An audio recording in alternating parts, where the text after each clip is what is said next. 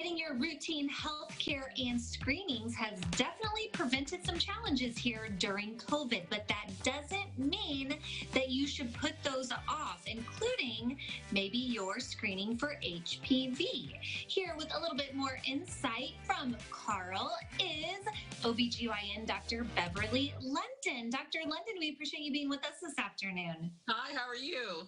I'm great. So first of all, let's kind of dive right in here and tell everybody what exactly HPV is and what that stands for.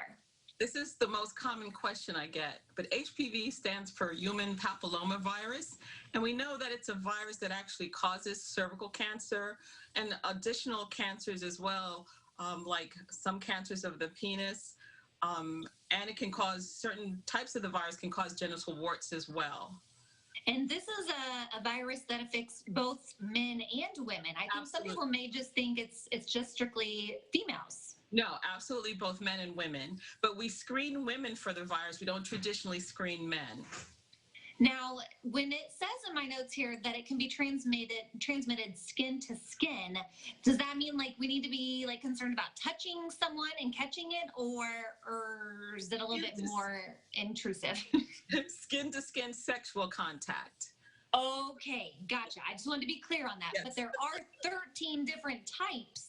Yes. Of the HPV virus. So that's something else we need to be mindful of. There's about 100 different types, but 13 that are high risk for cancer or genital warts. And when we do a woman's pap smear, those are the 13 types of the virus that we check for. And the HPV vaccine will actually help cover 9 of those different, strains of the virus. Yes, the vaccine's better than ever. And most of the insurance plans are covering it now. Wonderful. Well, let's talk a little bit about this HPV vaccine and let's learn a little bit more about it. Tell me about it. It's a vaccine. It's been around since 2006. We're on the 3rd generation of the vaccine right now called Gardasil 9, and it protects against the types of the virus that can cause warts and the higher risk types of the virus that can cause cancer. So when parents are considering getting it for their children, it's a cancer vaccine, very effective. And there are some new developments, though, I hear, when it comes to this vaccine. My patients have been waiting for this because now the vaccine is covered from age 27 to 45. So if you have a patient, it's a discussion. If they have a new partner, they might be divorced. They might have some risk factors where their immune system is weaker. They may want to consider getting the vaccine in that age group.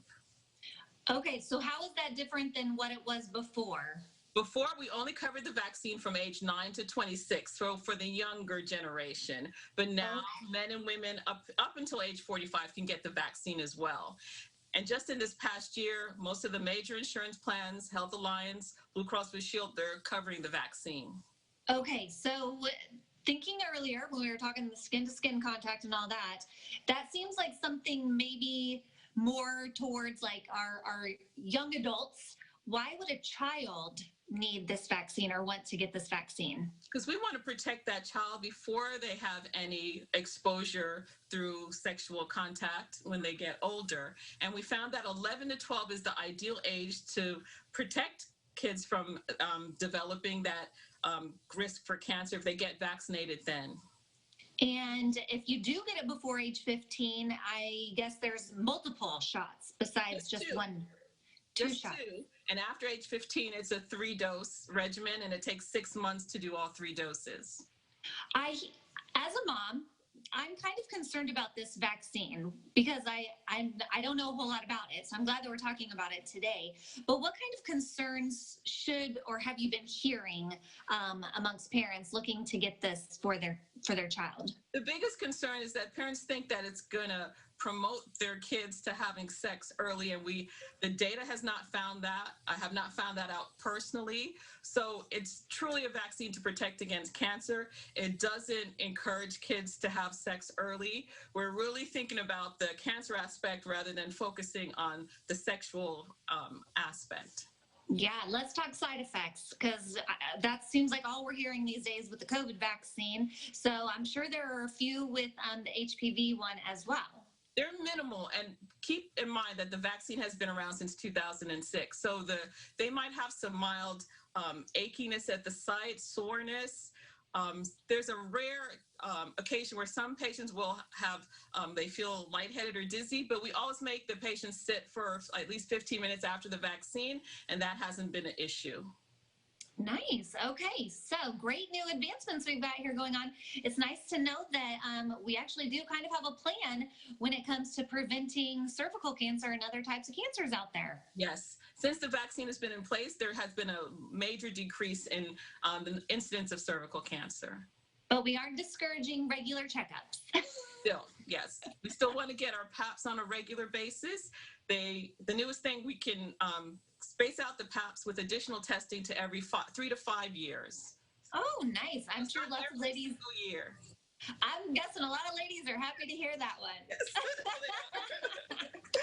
All right. Anything else you want to share today, Dr. London? Just the biggest thing, the other new change that we have is that you can screen for the HPV virus earlier with your pap smear. So we used to start at 30, but now you can start at 25. So that's exciting. Well, lots of exciting things happening there, and we so appreciate your time this afternoon. Great. It's good seeing you. You as well. All right. We will have all the information on how you can learn more about the HPV vaccine, if it's right for you or maybe your child, and we'll connect you with our friends at Carle at CILiving.tv.